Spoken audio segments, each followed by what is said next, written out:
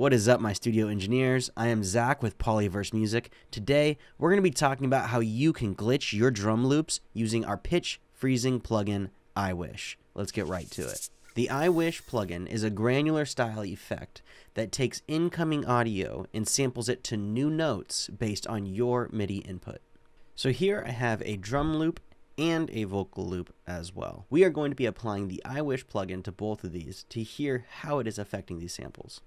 Here is our drum loop without I Wish applied.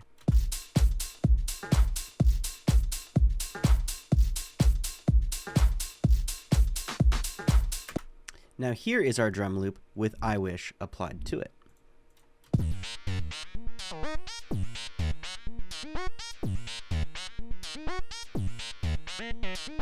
Let's listen to this vocal sample and see what we can do. This is with I Wish not applied. Rain comes falling down. Think a million nights when you go out. Now with I Wish applied.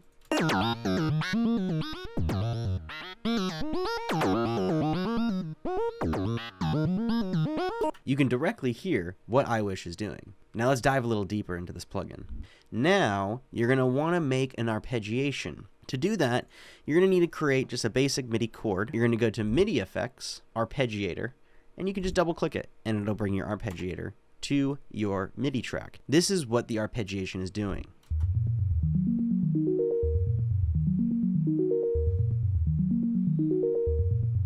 When you open I Wish, you'll see a pitch setting right here. The pitch knob changes the length of the sampled audio depending on the different pitches we are inputting into I Wish. This ranges between 2 octaves up and 2 octaves down. I'm going to play our drum loop here and pitch this up and down and see if you can hear the difference.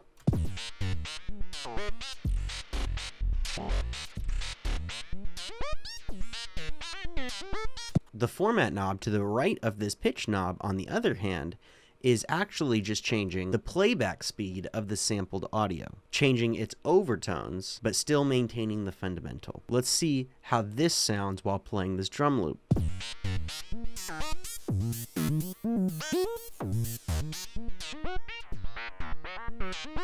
The X fade right here fades into the loop or note being manipulated, therefore smoothing out the effect. While I'm playing it, when I drag it more left, see if you can hear how much more gritty the loop gets as it quickly fades into the effect, whereas when it's at 100%, it should sound quite a bit smoother.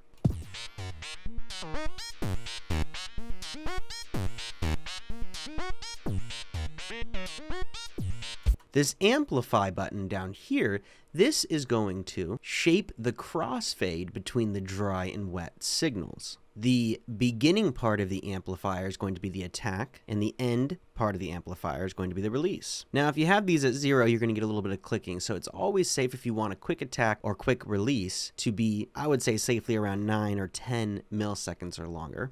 Same thing with the release. As I'm playing it, I'm going to stretch this attack out and see if you can hear the effect fade away, whereas when I stretch the release out, see if you can hear the effect linger.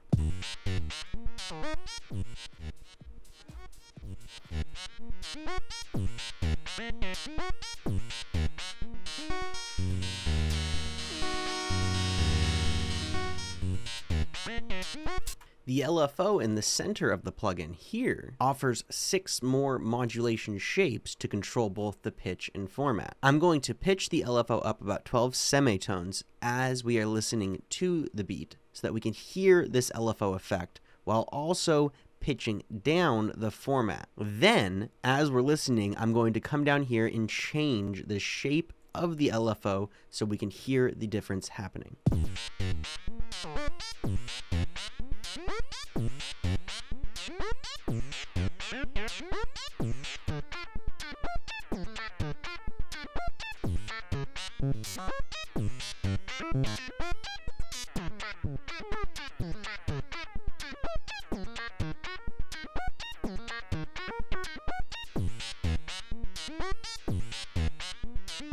Now, if you'll notice, your LFO does have a fade, and the fade by default will be around 1,000 milliseconds. If you're going to use this LFO effect to manipulate your pitch further, make sure you take the fade and bring it close to around, I would say, less than 50 milliseconds so that you really can hear this effect. If you look to the right of the LFO, you have an ENV. The ENV stands for envelope. The envelope further allows you to modulate the pitch and format with a two-stage envelope. This two-stage envelope has a delay and a decay, along with a curve. Now, the delay is going to be how quick the envelope kicks in to the effect, whereas the decay is going to be how long it takes for the effect to hit its max. So I'm going to pitch the envelope up about another 12 semitones while lowering the format around negative 12 semitones. I'm going to lengthen the delay of the envelope, see if you can hear the difference, and I'm also going to lengthen the decay and see if you can hear the difference.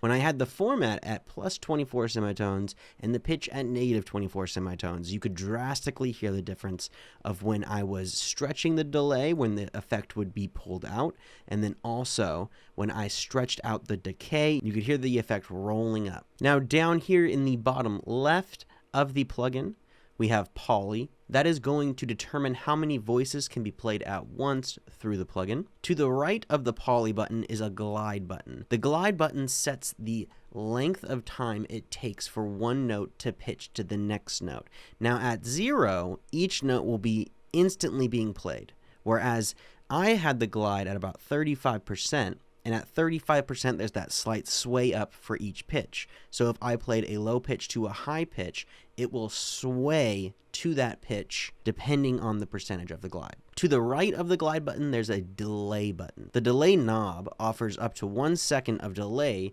in the MIDI so that the transients of your drums could possibly punch through. Additionally, if you are going to use this delay effect, you also are going to have to pay attention to your arpeggiation and when that is being re-triggered as well. Now I'm going to play the drum loop again and listen to when I drag this glide knob up. See if you can hear how the glide knob is affecting the pitch.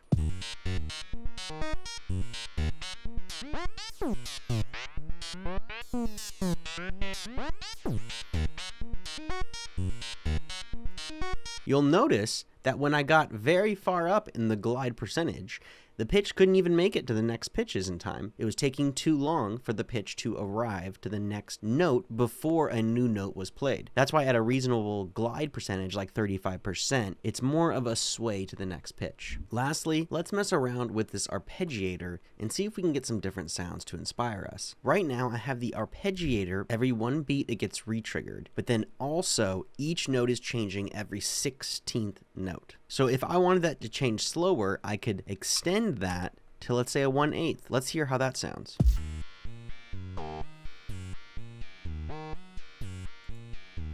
Now, what if we had it at a crazy rate of 1 to 128?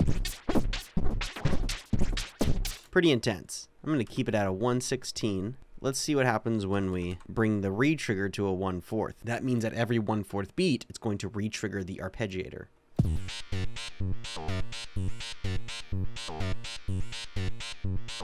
This gate button is going to determine how long the arpeggiation is held at each note. So if I brought this down to about 50%, we're going to hear the original beat a little more in the background. This can offer an interesting glitch effect. This is much more noticeable on vocals, so let's give that a listen. First, I'm going to bring it back to 100 so we can hear what the vocals sound like being fully manipulated through iWish.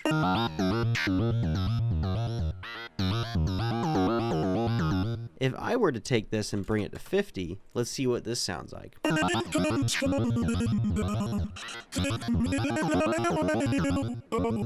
Maybe bring the rate to a little slower, about a 1/8.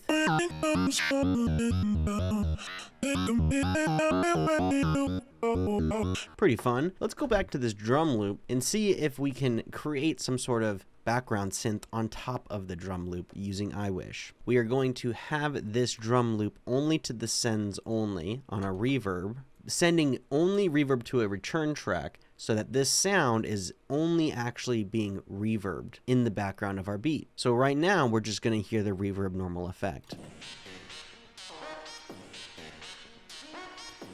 Now, if we actually turn on the live beat in the background, we'll have a full beat with a synth all coming from one drum loop using I Wish as the effect. Let's listen.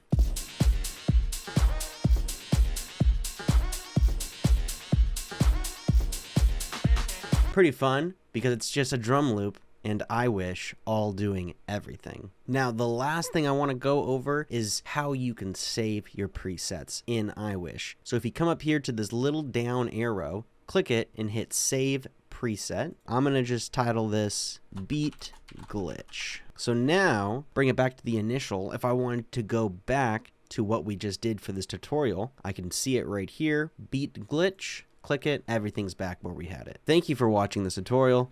Again, I am Zach with Polyverse Music, and this was how you can glitch your drums using our plugin, I Wish. If you found this video useful, please like and subscribe, and visit us at polyversemusic.com. Thanks for watching.